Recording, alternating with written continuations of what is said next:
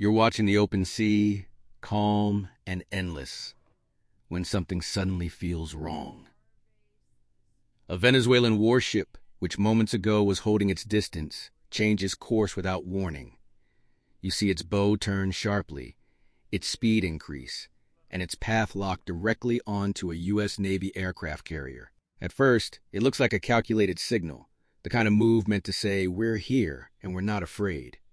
A show of presence, a warning. But then you notice the distance shrinking far faster than it should. This isn't a slow approach meant for optics. This is aggressive, deliberate, and the closer it gets, the more obvious it becomes that this isn't just about being seen anymore.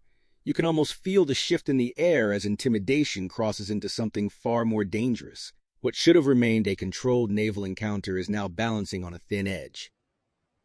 You realize this move leaves very little room for error. Every second that passes, the Venezuelan warship commits itself further. Turning away now would mean admitting hesitation. Slowing down would weaken the message it's trying to send. So it continues forward, locked into its path, pushing closer to one of the most powerful naval assets on the planet. From where you're watching, it feels rushed. Like a decision made too quickly, without fully thinking through what comes next. The carrier doesn't react the way you expect. There's no sudden change in speed, no visible warning, no dramatic maneuver, and somehow that silence makes the situation feel even more intense. Aircraft operations continue as if nothing has changed. The massive ship holds its course, steady and unmoved, as though the approaching warship isn't forcing its hand at all. That's when the tension truly sets in. Because now, this isn't just about proximity, it's about commitment. The Venezuelan ship has already shown its intent, and intent can't be taken back easily at sea. Every meter it closes narrows its own options. Every moment forward removes another safe exit. What began as a show of strength now looks like momentum without control. You can tell this is the moment everything changes.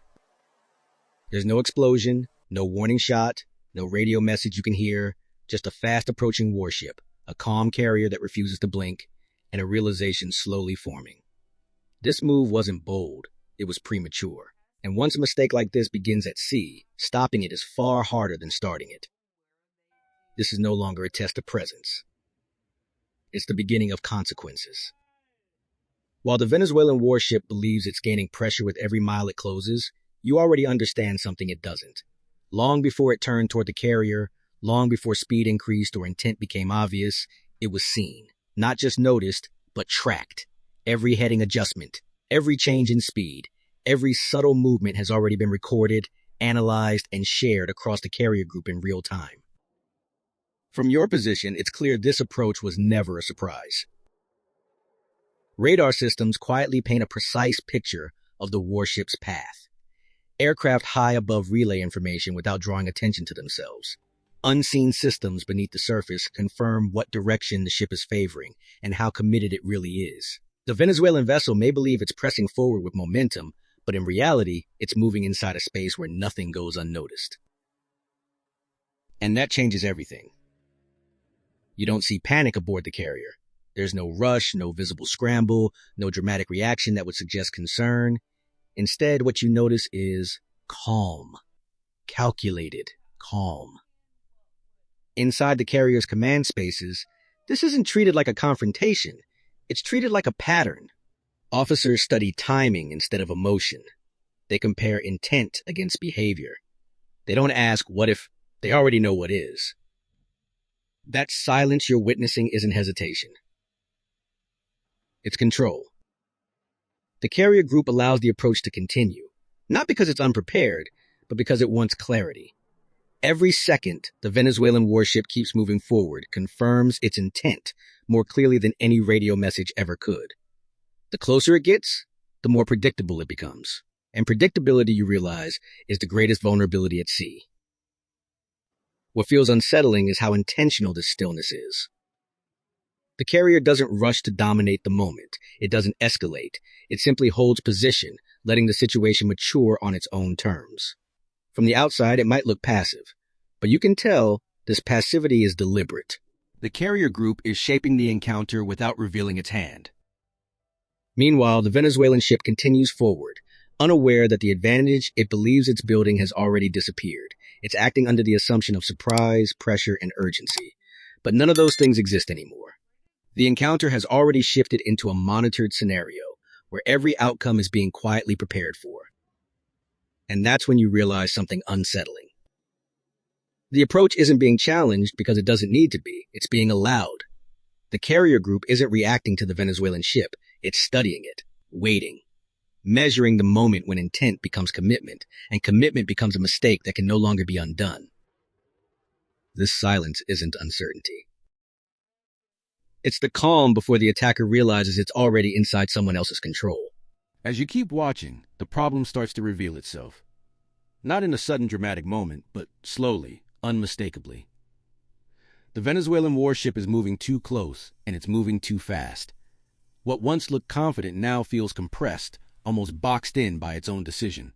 Every meter it closes reduces its options, and you can sense that the ship has crossed an invisible threshold. This is where confidence begins to work against it. The approach no longer feels measured. Small adjustments come too late. Course changes are sharper than they need to be. Speed remains high when restraint would offer flexibility. You realize that the warship isn't just approaching the carrier, it's committing to a path that limits its ability to adapt. At sea, adaptability is everything, and this ship is quietly giving it up. What was meant to project strength now looks rushed. From your perspective, this is the turning point. The Venezuelan vessel has tightened its own operating space, leaving little room to maneuver without exposing intent. Surprise, which only exists before detection, is already gone. Now every move confirms what the carrier group already knows. The closer the warship gets, the more predictable it becomes, and predictability is a liability. You notice subtle inconsistencies begin to appear. Timing doesn't quite line up. The approach lacks the smoothness of a ship fully in control. These aren't dramatic failures, but they don't need to be. At this level, even small miscalculations matter. Each one narrows the range of safe outcomes. The warship has committed too much, too early. Turning away now would signal retreat. Slowing down would weaken the posture it has already presented. Continuing forward, however, only deepens the problem. You can feel the pressure building, not on the carrier, but on the ship that initiated the move. The choice that was supposed to force hesitation on the other side has created hesitation within its own command. That's when it becomes clear. This approach isn't controlling the situation anymore. It's reacting to it. Every second forward locks the Venezuelan warship deeper into a scenario it no longer dictates. The space around it feels smaller, the margin for error thinner. What once seemed bold now feels exposed. You realize this isn't the kind of mistake that announces itself loudly. There's no sudden failure, no obvious breakdown, just a quiet shift where initiative slips away, replaced by obligation. The ship must continue, not because it's winning, but because stopping would be worse. Control hasn't vanished all at once. It's draining away, second by second, as the warship moves deeper into a situation where every advantage now belongs to the carrier group. The moment for surprise has passed. The window for dominance has closed. And without realizing it, the Venezuelan warship has revealed its weakness simply by moving too close, too fast. This is the mistake. And once it becomes visible at sea, it cannot be undone. You expect something loud to happen next, a warning transmission, a sharp maneuver, maybe even a visible show of force meant to end the situation quickly. But none of that comes. Instead, what follows is something far more unsettling, because you almost don't notice it at first. The carrier group begins to move. Not dramatically, not urgently, just precisely. From where you're watching, the aircraft carrier doesn't change course in any obvious way. Its speed remains steady, its presence remains calm, but around it, small adjustments begin to ripple outward. Escort ships subtly realign, shifting their positions just enough to redefine the space between them. The formation tightens. Not aggressively, but deliberately, like pieces sliding into place on a board you didn't realize was being played. There are no warnings you can hear. Aircraft readiness increases without spectacle. You don't see jets launch in a panic or helicopters scramble for attention. Instead, everything looks routine, almost ordinary, and that's what makes it so effective. The carrier group isn't reacting to pressure. It's responding to information. Every movement feels pre-planned, legal, controlled. You start to understand what's happening. The engagement space is being reshaped. As the carrier group adjusts, the Venezuelan warship begins to feel the effect. Positions that looked advantageous now feel awkward. Angles that once seemed open start to close. The approach path narrows, not because the carrier blocked it directly, but because the surrounding environment has quietly changed. The carrier isn't confronting the ship. It's repositioning the entire situation around it. From your perspective, this is the moment when control becomes undeniable.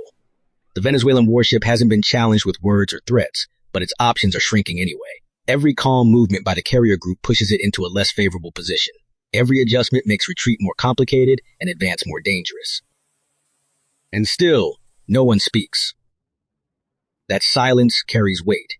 It says the carrier group doesn't need to escalate to dominate. It already understands the situation completely. The response isn't emotional, it isn't rushed. It's measured down to the smallest detail, designed to guide the encounter toward a conclusion without forcing it. You realize something critical here. This isn't about winning a standoff through intimidation. It's about control through positioning. The carrier group is shaping outcomes without declaring intentions. The sea hasn't changed. And the Venezuelan warship, despite its aggressive approach, is now reacting to movements it didn't anticipate. But the balance has... What looked moments ago like a bold challenge now feels boxed in by invisible boundaries. The carrier hasn't fired a shot. It hasn't raised its voice. Yet from where you're standing, the message is unmistakable. This situation is no longer being contested. It's being managed. And the ship that moved first is no longer the one deciding how this ends. Now you can feel the shift even before you fully understand it. Something has changed in the rhythm of the encounter. The Venezuelan warship is no longer moving with certainty. It hasn't forced the carrier to slow down. It hasn't altered its course. And it hasn't achieved the moment of dominance it was counting on. Instead, you see the opposite happening. The carrier remains steady, unbothered, continuing forward as if the approach never mattered. From where you're standing, it becomes clear that the Venezuelan commanders are no longer leading this situation. They're reacting. Small course corrections appear, not to gain advantage, but to compensate for changes they didn't expect. Every adjustment feels late. Every decision seems tied to something the carrier group has already done or is about to do. This is when confidence starts to break. You can almost sense the hesitation creeping in. The bold approach that once felt decisive now feels heavy with consequence. The Venezuelan ship tries to regain momentum, but each attempt only tightens the space around it. Speed no longer intimidates. Proximity no longer pressures. What once felt like control now feels like exposure. It comes piece by piece. The realization doesn't arrive all at once. The carrier hasn't reacted emotionally, it hasn't escalated, it hasn't even acknowledged the challenge in any visible way, and that's the most unsettling part. The move that was meant to test limits hasn't tested the carrier at all. It has revealed how little room the attacking ship actually has. You're watching commanders confront a hard truth. The situation can't be reversed cleanly anymore. Pulling away now would confirm failure. Continuing forward only increases risk. Every option carries weight, and none of them restore the advantage that was expected. The encounter has shifted from action to consequence. You can feel the psychological pressure intensify. This isn't about firepower or numbers anymore. It's about awareness. The carrier group understands the space completely. The Venezuelan ship does not. And in naval encounters, that imbalance matters more than anything else. The ship that knows what's happening controls what happens next. Confidence fades into caution. Caution turns into doubt. And doubt changes everything. From your perspective, it's clear this move didn't expose any weakness in the carrier group. It exposed the limits of the attacker. The moment that was supposed to force a reaction has instead forced a realization, one that can't be unseen. The Venezuelan warship is still moving, still present, still intact. But it's no longer in control. And once that realization takes hold at sea, the outcome is no longer a question of strength. It's a question of how to disengage without making the mistake even worse. The encounter hasn't ended yet. But the result is already decided. Eventually, you see it happen. Not suddenly, not dramatically, just a slow, deliberate change. The Venezuelan warship begins to pull away. The distance that once felt dangerously close starts to stretch back out across the water. No alarms, no flashes, no sound of weapons, just space returning to the sea. From your perspective, the ending feels almost unreal. After all the tension, all the pressure, you expect something louder, something final. But instead, the carrier group does exactly what it has done the entire time. It keeps moving forward. Its course never changes. Its speed remains steady. The massive ship continues its mission as if this encounter never existed. That's when you understand what just happened.